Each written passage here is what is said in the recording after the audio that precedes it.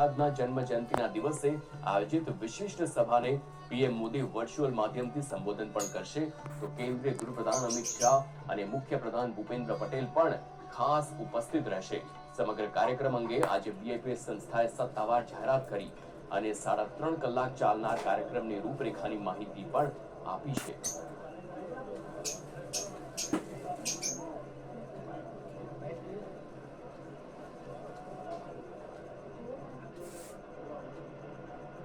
કાર્યકર સુવર્ણ મહોત્સવ એક એવું વિશિષ્ટ આયોજન છે કે જેના થકી સૌથી પહેલી વાર કાર્યકર્તાઓનું પણ સન્માન થશે અને તેની ખૂબ બધી વિશેષતાઓ રહેશે અને એ વિશેષતાઓ શું છે તેના વિશે વધુ વાત કરવા માટે આપણી સાથે જ્ઞાનવત્સલ સ્વામી જોડાયા છે। સ્વામી જય સ્વામિનારાયણ।